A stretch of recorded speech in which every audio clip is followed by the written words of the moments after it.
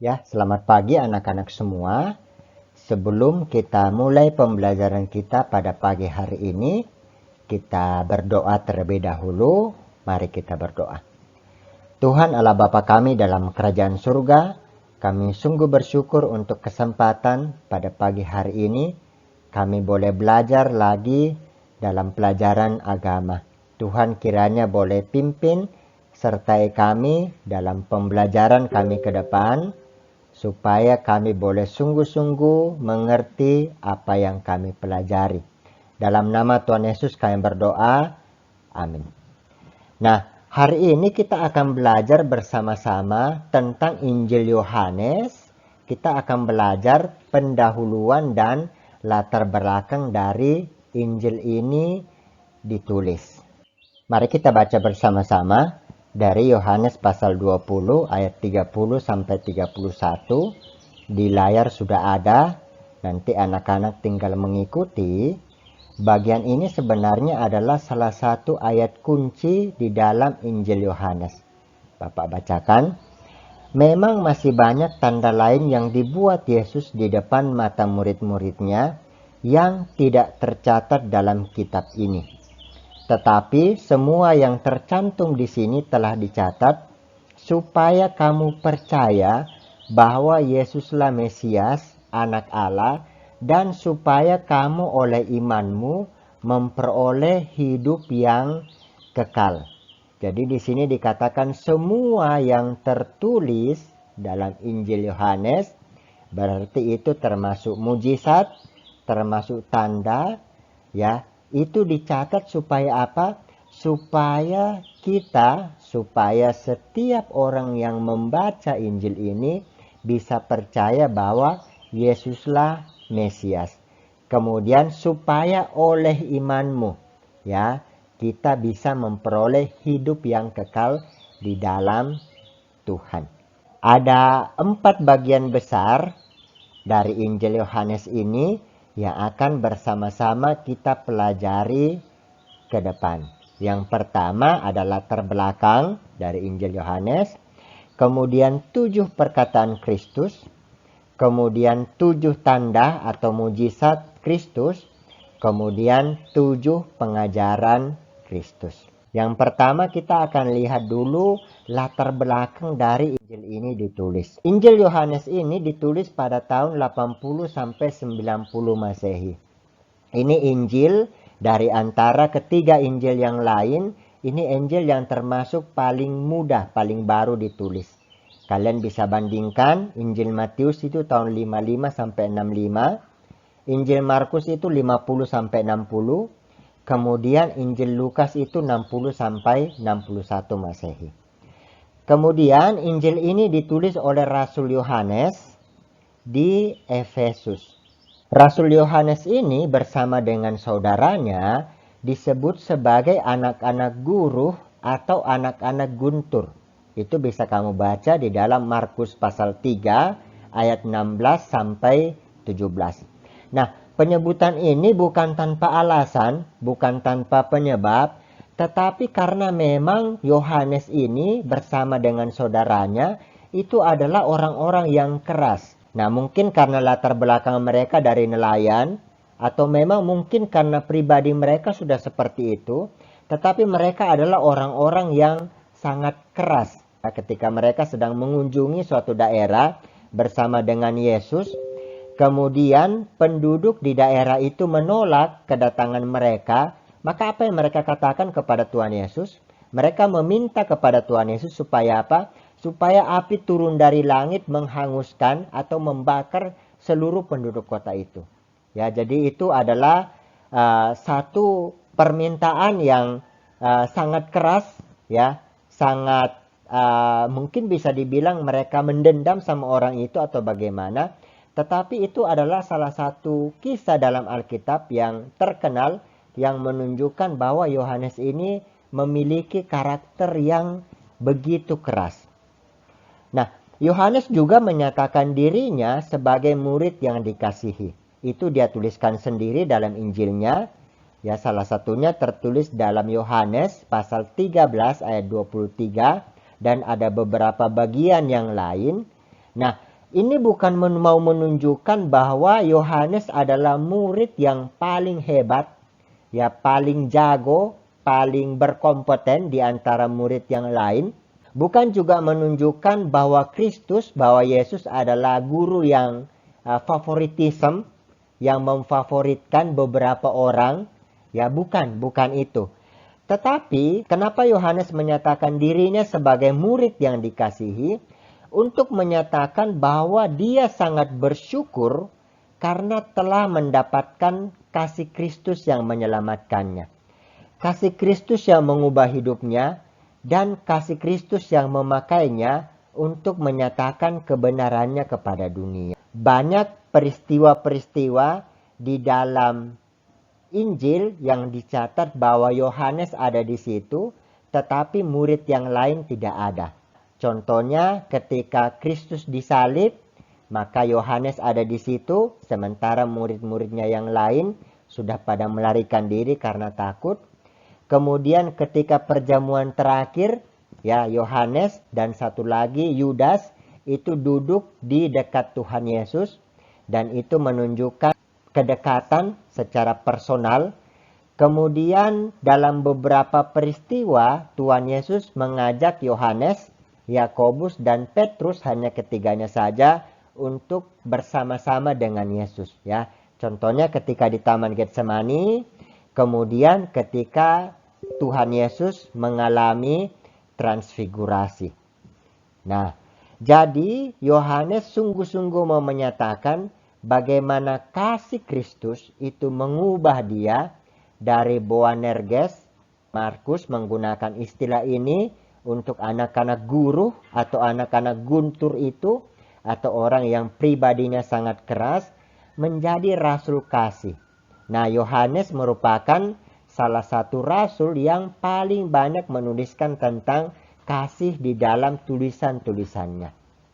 Nah, salah seorang penulis, salah seorang teolog, Ray Stedman, menyatakan bahwa Yohanes telah mendengar dan melihat lebih banyak daripada murid lainnya. Ya, mendengar dan melihat tentu saja kisah dari Kristus, kehidupan Kristus. Ada hal-hal yang Yohanes lihat sendiri, dengar sendiri, tetapi murid-murid lain tidak mengalami. Ya, tentu saja bukan karena kehebatan dari Yohanes, tetapi karena kasih Tuhan yang betul-betul sungguh-sungguh besar bagi dia.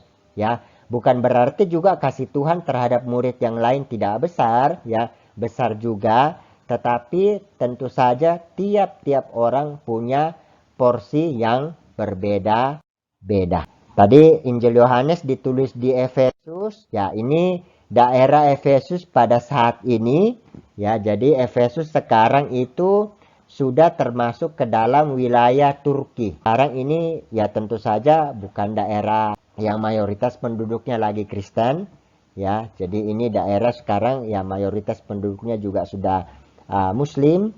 Kemudian ya tetap masih ada peninggalan-peninggalan gereja kuno yang ada di situ, ya. Dan Yohanes pada saat itu menulis Injilnya di kota ini setelah dia dibuang ke Pulau Patmos, ya. Setelah dia menulis kitab Wahyu, kemudian dari Pulau Patmos dia ke kota ini, kota Efesus, dan disitulah dia menulis Injilnya, yaitu Injil Yohanes. Kemudian Injil Yohanes ini ditulis pada saat gereja mula-mula sedang menghadapi ajaran yang menyangkali sifat, kemudian kepribadian dan keilahian Kristus. Atau dengan kata lain, gereja mula-mula pada saat itu sedang menghadapi tantangan dari orang-orang yang menyatakan bahwa oh Yesus itu bukan Allah, ya. Kalaupun dia Allah, dia bukan manusia, ya. Atau kalaupun dia manusia, dia bukan Allah. Nah, sekaligus juga menjawab filsafat Yunani tentang konsep logosnya, ya, yang menjadi pemikiran utama dari orang Yunani pada saat itu. Ya, nanti beberapa waktu ke depan kita akan mungkin melihat sedikit, membahas sedikit tentang apa itu logos, ya. Tetapi secara umum logos itu adalah bicara tentang kebenaran, bicara tentang akal budi, Jadi sungguh-sungguh yang paling utama itu adalah kebenaran. Itu adalah akal budi. Itu menurut konsep filsafat Yunani pada saat itu. Injil Yohanes ditujukan untuk dua golongan. Pertama, ditujukan kepada orang yang baru percaya pada saat itu. Itu terlihat dari beberapa ayat di dalam Injil Yohanes yang menyatakan bahwa supaya kamu percaya. Supaya setiap orang yang percaya, ya. Nah, tapi bukan hanya itu, ya. Injil Yohanes ini juga untuk menguatkan iman yang sudah percaya. Terlihat dari kata-kata di dalam Injil Yohanes, supaya kamu oleh imanmu, ya. Nah, supaya kamu oleh imanmu ini bisa juga diterjemahkan sebagai supaya kamu dapat terus-menerus percaya. Atau dengan kata lain, untuk seseorang yang baru percaya, Yohanes mau mengatakan begini. Percayalah bahwa Yesus Kristus adalah Tuhan dan engkau akan diselamatkan. Sedangkan untuk seseorang yang sudah percaya, Yohanes mau menguatkan dasar iman supaya orang percaya tersebut, supaya kita yang sudah percaya dapat terus percaya meskipun ada ajaran palsu yang mempertanyakan, yang tidak mempercayai Yesus Kristus sebagai Tuhan. Jadi ingat ada dua, untuk orang yang baru percaya, supaya mereka sungguh-sungguh percaya dan supaya mereka diselamatkan. Yang kedua, untuk kita yang sudah percaya, supaya apa? Supaya kita boleh terus dikuatkan dalam menghadapi tantangan, ya. Tantangannya bisa beda-beda di setiap tempat, di setiap waktu, tantangannya bisa beda-beda. Mungkin tantangannya bisa ajaran tidak sesuai dengan kebenaran firman Tuhan. Mungkin tantangannya bisa penganiayaan, mungkin tantangannya bisa masalah hidup, ya. Jadi macam-macam. Tetapi intinya adalah supaya kita boleh terus percaya. Penekanan utama dari Injil Yohanes ada 7. Yang pertama, Injil Yohanes itu mau menunjukkan keilahian Kristus. Bahwa Kristus sungguh-sungguh adalah Tuhan. Kemudian penekanan yang kedua, ya, Yohanes menekankan kata percaya yang ditunjukkan dengan menggunakan kata ini 98 kali di dalam Alkitab. Kemudian yang ketiga, Yohanes juga menekankan tentang hidup yang kekal. Hidup yang kekal yang ditekankan oleh Injil Yohanes bukan hidup yang kekal, oh kalau mati masuk surga, ya. Bukan hidup kekal yang hanya itu, ya. Jadi bukan hanya itu hidup kekal yang ditekankan oleh Injil Yohanes, tetapi hidup kekal yang ditekankan oleh Injil Yohanes adalah perubahan hidup di dalam Kristus, ya, di dalam Yesus. Makin hari makin menjadi lebih baik. Kemudian pertemuan pribadi dengan Yesus, bagaimana kita juga boleh mengalami pertemuan pribadi itu dengan Yesus. Bagaimana setelah kita mengalami pertemuan pribadi dengan Yesus, kita juga boleh mengalami perubahan hidup yang semakin hari semakin serupa dengan Tuhan. Kemudian Yohanes juga menekankan tentang karya Roh Kudus. Nah, dibanding Injil-Injil yang lain, Yohanes membahas paling banyak tentang karya Roh Kudus, tentang janji Tuhan Yesus untuk memberikan Roh Kudus ketika dia naik ke surga. Kemudian Yohanes juga menekankan kebenaran, ya, banyak sekali di dalam Alkitab, di dalam Injil Yohanes dibahas tentang kebenaran. Kemudian angka 7 sangat menonjol, ya. 7 tanda, 7 perkataan, 7 pengajaran, ya. Jadi benar-benar menonjolkan angka 7 dan kita tahu itu simbol, ya. Angka 7 itu simbol dari sempurna. Jadi kesimpulannya apa? Ya, kesimpulannya dari kita belajar Injil Yohanes adalah dari kita belajar sepanjang pembelajaran kita di dalam Injil ini adalah Allah Roh Kudus memberikan inspirasinya kepada Yohanes untuk menuliskan Injil Yohanes supaya setiap orang di segala zaman dan di segala tempat termasuk kita saat ini tentu saja dapat sepenuhnya percaya bahwa Yesus adalah Kristus. Nah, Kristus ini nama lainnya adalah Mesias atau yang diurapi atau itu Allah. Ya. Jadi ini sebenarnya cuma perbedaan istilah saja yang sebenarnya orang Yahudi itu sudah mengerti. Kalau Kristus, kalau Mesias, itu sudah menunjukkan kepada Allah. Makanya ketika Tuhan Yesus bilang bahwa saya adalah Mesias, saya adalah Kristus, dilempari batu. Ya. Setiap orang yang menyatakan bahwa Yesus adalah Kristus, adalah Mesias, orang Yahudi pada saat itu pasti tidak menerima, ya, dan bisa dipastikan itu dilempari batu, ya. Itu memang sudah hukum dalam perjanjian lama, orang yang menghujat Tuhan itu ya dilempari batu sampai mati, ya. Kemudian bahwa Yesus adalah raja, bahwa Yesus adalah imam, dan bahwa Yesus adalah nabi, ya. Jadi pertanyaannya adalah, maukah kalian semua, maukah anak-anak semua sungguh-sungguh menyerahkan hidup kepada Tuhan dan sungguh-sungguh percaya kepada Kristus, kepada Yesus.